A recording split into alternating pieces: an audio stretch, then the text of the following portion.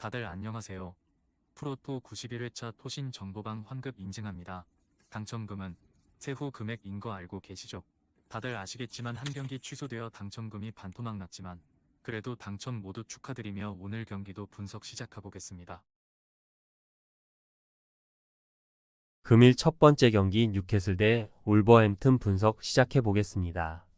뉴캐슬은 최근 4경기에서 1승에 그치며 순위가 10위까지 추락했다.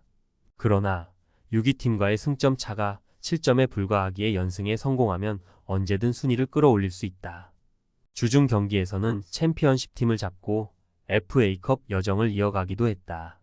장기 부상자 이슈가 있긴 하지만 이삭이 돌아왔고 마일리와 기마랑이스가 버티는 중원 강점이 확실한 팀이다. 울버햄튼 역시 주중 경기에서 브라이튼을 잡고 FA컵 8강에 진출했다. 경기 시작과 동시에 레미나의 선제골이 터졌고 남은 시간을 잘 버텨냈다. 그러나 잃은 것이 큰데 팀 내 최다 득점자인 황희찬이 햄스트링 부상을 당하며 당분간 출전하기 어렵다. 벨레가르드와 네투 등이 황희찬과 쿠냐의 공백을 메워야 한다. 뉴캐슬의 승리를 본다. 원정팀은 팀 내 득점 1, 2위인 황희찬과 쿠냐가 모두 부상을 당하며 이번 원정에 나설 수 없다. 보트만과 라셀레스, 트리피어 등이 나설 뉴캐슬의 수비를 쉽게 넘기 어렵다. 알미론과 머피, 고든이 측면을 넘어서며 기회를 노릴 뉴캐슬이 홈에서 승점 3점을 챙길 것이다. 금일 두 번째 경기 노팅엄 대 리버풀 분석 시작해 보겠습니다. 노팅엄은 지난 라운드 원정 경기에서 빌라에 패했다. 깁스 화이트와 니아카테의 골이 나왔지만 폭발적인 상대 화력을 저지하지 못했다. 그리고 주중 일정에서는 맨유에 패하며 FA컵 여정의 종지부를 찍었다. 단, 리그에서 잔류 경쟁 중인 걸 감안하면 컵 대회 탈락이 그리 부정적인 건 아니다. 이제 리그에 집중하며 승점 추가를 노릴 수 있다. 리버풀은 리그컵 우승에 이어 리그와 유로파, FA컵까지 우승을 노리고 있다. 팀의 살라와 디오고 조타, 알리송 베커 등 부상자가 속출했지만 리그 선두 자리를 맨시티에 내주지 않고 있고 주중 경기에서는 로테이션을 가동하며 FA컵 8강에 진출했다. 팀이 기대하는 18세의 공격수 제이든 단스와 루이스 쿠마스가 3골을 폭발하며 4셈 격파의 선봉 역할을 했다. 리버풀의 승리를 본다. 주중에 일정이 있긴 했지만 그건 노팅엄 역시 마찬가지였다. 외려 인저리 타임이 길었고 끝까지 접전을 펼친 노팅엄의 피로도가 더 클 수 있다. 4셈전을 쉬며 이 경기를 기다린 루이스 디아즈가 최전방과 측면을 오가며 상대 수비를 공략할 수 있고 맥알리스터와 흐라벤 배우의 중원 지원이 있을 리버풀이 승리할 것이다. 금일 세 번째 경기 토트넘 대 크리스탈 팰리스 분석 시작해 보겠습니다. 토트넘은 지난 라운드 경기가 첼시의 리그컵 결승 일정으로 인해 미뤄지며 휴식했다. 4위 경쟁을 하는 상황인데 빌라의 승점 5점이 뒤처진 상황이다. 그래도 손흥민과 파페 사르 등이 대표팀 일정을 마치고 건강하게 돌아왔고 메디슨과 히샬리송 등 주축 선수들의 컨디션도 꽤나 올라온 상태다. 충분히 휴식하고 나서는 이번 경기에는 주전의 출전 시간을 늘릴 것이고 우도기가 돌아올 수 있다. 팰리스는 벌리를 완파하고 중하위권과의 격차를 벌렸다. 승리 추가에 어려움을 느끼며 강등권 추락의 위험도 컸던 최근인데 기분 좋은 승리를 거뒀다. 조던 아예우가 2경기 연속골을 기록했고 마테타도 특유의 피지컬을 앞세운 침투로 상대 수비를 공략했다. 단, 구웨이가 부상으로 빠진 수비진은 언제든 불안한 상황이 올 수 있다.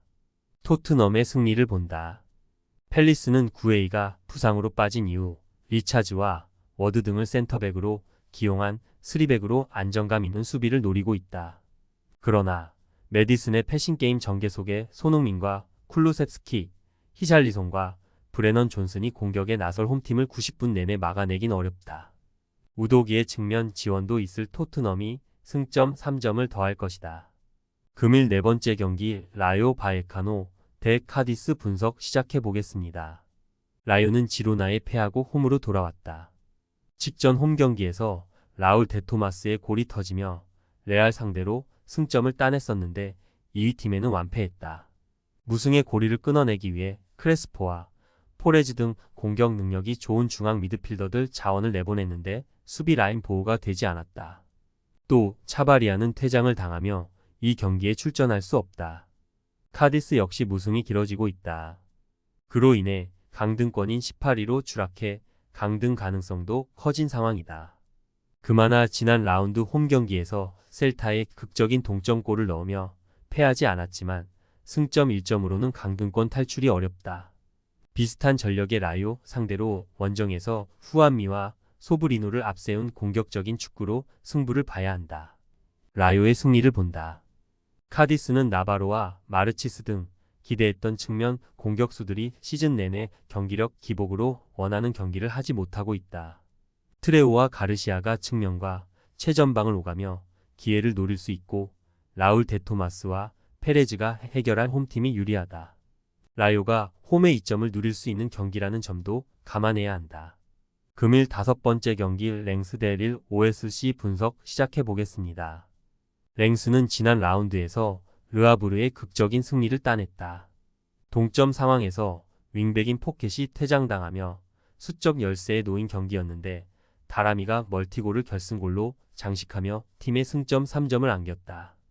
개인사로 인해 경기에 집중하기 어려워 보였던 이토주냐는 최전방과 측면을 오가며 풀타임을 소화했고 무네시와 카드라의 중원 존재감도 확실했다.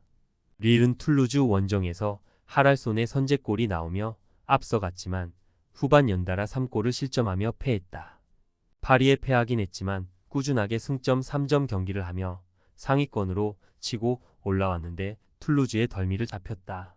때문에 이번 랭스 원정에서는 연패를 피하며 패하지 않는 데 집중해야 한다. 접전을 본다. 랭스는 이토 주냐와 나카무라 등 일본 듀오가 경기 내내 공격적으로 경기에 임하며 상대 수비를 공략하려 할 것이다. 한방이 있는 다라미의 존재감도 있다. 그러나 벤탈랩이 수비적으로 경기를 운영하며 백포를 보호할 원정팀 수비를 쉽게 넘지 못할 것이다. 두 팀이 승점을 나눠 갖는 경기 양상이 예상된다. 금일 6번째 경기 AC 몬차 대 AS 로마 분석 시작해 보겠습니다. 몬차는 밀란전에 이어 살레르니타나 원정도 승리하며 연승에 성공했다. 그로 인해 리그 7위 팀의 승점 5점 차로 접근하며 상위권 진입을 노리고 있다. 그간 이조와 파블로 마리, 가글리아디니 등이 활약하는 안정적인 수비 라인의 힘으로 세리의 중위권을 유지했는데 최근은 공격진의 골도 나오고 있다. 주리치와 데니, 모타 등의 골 결정력이 살아났다. 로마는 5년 4개월여 만에 해트트릭에 성공한 디발라를 앞세워 토리노를 잡고 연승에 성공했다. 리그 선두인 인테르에 패한 경기를 제외하면 최근 전승을 달리고 있다. 거기에 페에노르트를 잡고 유로파 16강에도 진출했는데 무리뉴 경질 이후 팀의 경기력이 확실하게 올라왔다. 로마의 승리를 본다. 원정이긴 하지만 최근 원정 경기력도 좋기에 승리를 노릴 만하다. 특히 루카쿠와 아즈문 등의 포스트 플레이 속에 기회를 맞이할 디발라의 마무리가 살아났기에 원정골을 노릴 만하다. 브라이튼과의 유로파 16강까지 시간이 충분하기에 로테이션 없이 경기에 나설 수 있는 로마가 연승팀 간의 대결에서 승리할 것이다. 토신 최종 조합은 영상 아래 고정 댓글로 말 걸어주시면 토신 정보방에서 무료로 공유해드립니다. 제발 손해보면서 토토하지 말고 다같이 웃으면서 즐겁게 베팅합시다. 함께 하실 분들은 부담 갖지 마시고 편하게 말 걸어주세요.